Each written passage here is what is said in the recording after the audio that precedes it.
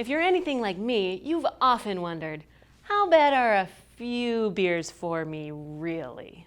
I mean, archaeologists have proof that humans were boozing more than 9,000 years ago, maybe even earlier. And there's been some sort of alcohol use in nearly every society throughout history. For most of those millennia, there was no reason to feel guilty about imbibing, as long as you did it moderately and responsibly. That's like in the Bible. Fast forward a few thousand years, and some studies have shown alcohol can be good for heart health, for longevity. You might have heard that a glass of wine a day can keep the doctor away. And yes, if you're wondering, there are actual legit studies that link things like the resveratrol and antioxidants in red wine to good health. So don't mind if I do. Wait, but hold on. In 2018, a bunch of scientists reviewed 700 different studies from around the world, and were like, hey, actually, no amount of alcohol consumption is healthy. Yikes. A big reason for that is there's more and more evidence that shows alcohol is linked to cancer. And it's looking like that evidence outweighs any of those potential heart health benefits. Womp womp. Alcohol is classified as a Group 1 carcinogen. That's the same ranking given to tobacco and radiation from the sun. Now, that doesn't mean drinking is as bad for you as smoking. That Group 1 thing just refers to how strong the evidence is that shows exposure can cause cancer.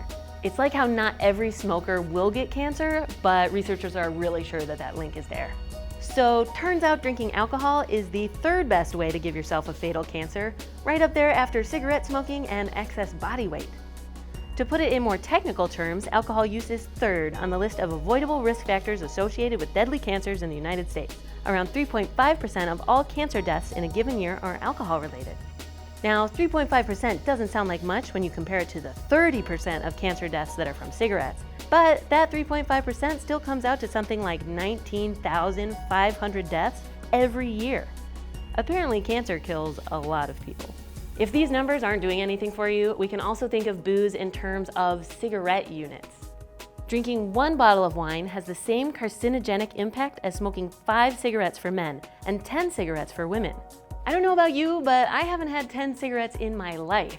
But the last time I had a bottle of wine was yesterday. By the way, if you're wondering, those gender differences aren't because of tolerance or body size. It's because women have more breasts.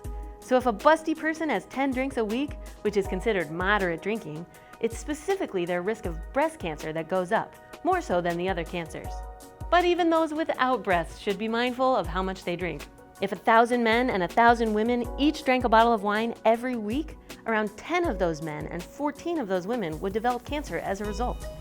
And there's a bunch of different cancers that are tied to alcohol: breast, colon, rectum, liver, oral, esophageal. Did I forget any? And the reason for this isn't the alcohol itself.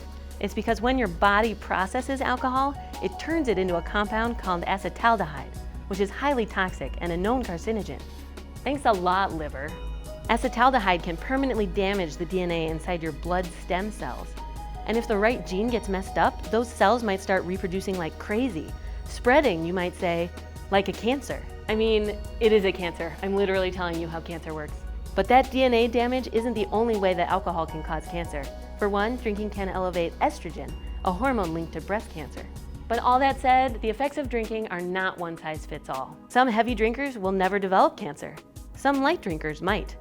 That difference is likely tied to our genes that determine how our bodies break down alcohol. But if all this research is news to you, you're not alone. 60% of Americans say they don't know about alcohol's cancer risk. But awareness of this might not actually change anyone's behavior. Surveys say, and this goes especially for women, that it's the negative impact on weight and relationships that are more likely to make people abstain. But I don't want to be a total buzzkill, so if you're not quite ready to be a teetotaler, here's one last tidbit for you. Researchers recently looked at the health records of more than 400,000 people, zeroing in on how light and moderate drinking impacted mortality. They found that there is a safe amount of alcohol to drink per week, at least for most people. You might want to write this down. Are you ready? If you have 1 to 2 drinks a few times per week, it's still not good for you, but it's probably not that harmful either. Remember, the next time you want to unwind with some wine or cheers with some beers, that moderation is key. Don't let that acetaldehyde ruin your next party. If you liked this video, you know what to do. Give us a like, leave me a comment, and subscribe to our channel for more videos. And you can find out how to join our subscribers in supporting science journalism on discovermagazine.com so we can make more videos, magazines, and stories that you can read online. I'm Dr. Anna Funk. See you next time.